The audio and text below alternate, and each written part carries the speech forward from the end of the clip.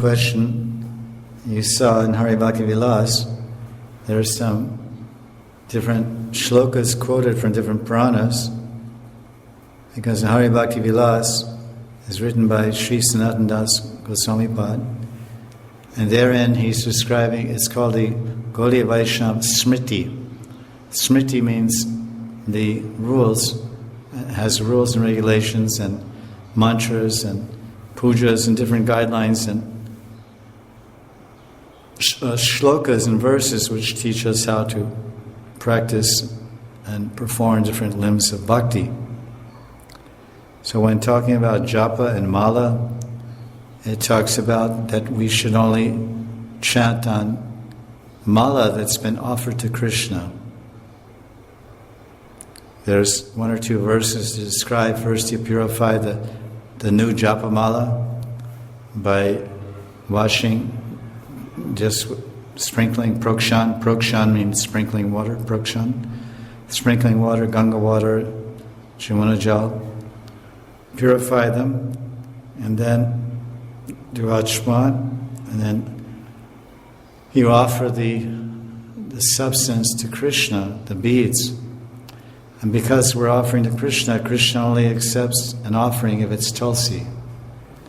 If we make a very nice bhoga, some nice rice dal, sabji, puri, chapati, sweet, everything, and we put it in front of Krishna with no tulsi on, no tulsi pata, he will not accept it.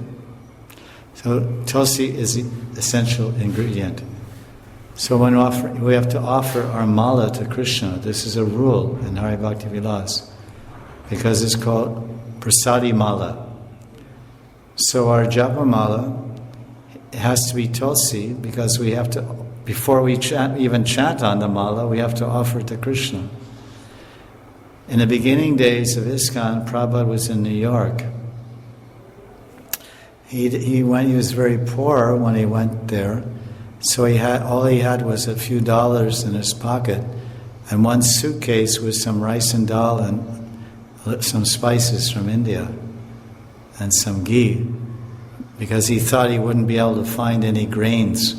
He thought in America there's no rice or dal, there's only hamburgers and hot dogs. So he was surprised to find out that there's vegetables and grains and bread and all kinds of things there. So he hardly had any money to bring a bag of 100 tulsi japa beads or neck beads. None of those things he had.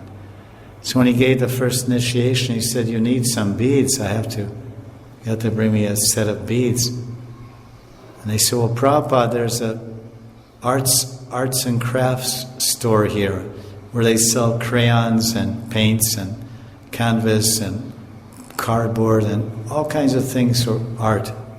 And they have many kinds of beads there. And then they already have holes drilled in them, and you can just buy string and tie them up." So all right. So they were made from Devadaru wood, which means white pine wood. Devadaru is called pine tree, pine wood. Very cheap, common wood in America. And they're all painted red. They were bright red like a fire engine. They were sold like that. Because people in those days were wearing beaded necklaces, and it was like hippies and beads and all these things. Part of the fashion. So they bought those, and they were big. They're about bigger than marbles. They were quite big. They're all the same size. Not bigger to smaller, all the same size. And so then Prabhupada initiated them. He chanted Hare Krishna mantra on those beads and made it sanctified. So that's called Kaladesha Patra Vichara. Kaladesh Patra Vichara. He didn't change the principle, but he changed the detail. The principle is chant the holy name and count on mala. That's called japa mala. Jap. Jap means silent chanting and on your fingers or on the mala. So that he initiated, and by his touch of his divine hand, Srila Prabhupada, those beads became, once the devotees asked Prabhupada, they said, "Prabhupada, should we get tulsi beads to replace our pine wood beads?" He said, "That's all right. I've already sanctified them. I've already purified them and spiritualized them, because I chanted japa on them for you. No need. So Prabhupada was like this. But if we're not in New York City and it's not 1966, then we see in our books by our 6 Goswamis, they're telling us, I have not read anywhere, you say you're chanting on neem wood beads. I think that's very good that you're chanting at all. Because Satsrup Maharaj and Mukunda Swami and all the big early devotees, they're all chanting on bright red. Red is Rajagun. Red is Pakka Rajagun. And they were chanting on these big red beads, white beads. And even Satsrup still has his beads after 51 years. He's still chanting on those same beads because they're Prabhupada's prasad. It's prasadi mala, Guru prasadi mala. We chant. The offense is it's not an offense to chant on Tulsi beads. Anybody can wear Tulsi beads and chant on Tulsi beads. There's no law, there's no restriction, there's no shastra mentioning anywhere about a restriction. You can hear, anyone can say anything, but I'm only telling you shastra. Our shastra. Sanatana Goswami, Hari Bhakti Vilas. Firstly, we must chant on prasadi mala. And prasadi means offered to Krishna. You'll give it to Guru will sanctify it, purify it with mantras and prokshan, sprinkling water. Then he'll offer it to Thakurji. Then it'll be called prasadi mala, Tulsi mala. So it says that you have to, first of all, the mala has to be offered, otherwise it's an aparad to chant, and it's wrong. It's against Shastra. And it has to be Tulsi. So this we read in Shastra, this we find in our tradition, this we've seen everywhere since the beginning of Vaishnavism. There's a particular type of beads for worshipping a particular type of God with a particular type of mantra. If you're a Shaivite and you're worshipping Shiva with the mantra Om Namo Shivaya, you chant on Rudraksh. If you're a Durga worshipper and worshipping Durga with Durga mantras, you chant on Gulab Lakri, rosewood.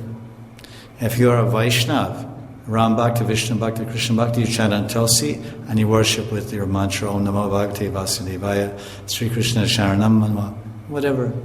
Hare Krishna, Hare Krishna. This is the rule, this is the law, this is the Maryada. Maryada means the etiquette, tradition. Maryada. Like Maryada Purushottam Shri Ram Chandra Ji Ki Jai. So this is the rule, the regulation, the Maryada, the tradition. So we should follow the Shastra and the scriptures. Why make something new? Everything is told nicely. It is the Kali Yuga, everybody wants to make new, improved. You ever see, you buy some box, new improved soap powder. It's the same gutty soap powder, the same Rin Shakti. They've been making it for 20 years, but they keep changing the packaging. New, improved, energized, power crystals, blue crystals, all kinds of jargon, all kinds of propaganda to catch you to buy it. But it's the same old soap powder, same old white soap powder with some little blue particles stuck in there to tantalize you.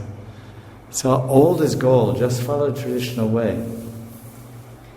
Many things come, many people add and distort and concoct so many things, but we should try to follow the right path and we'll get the right result.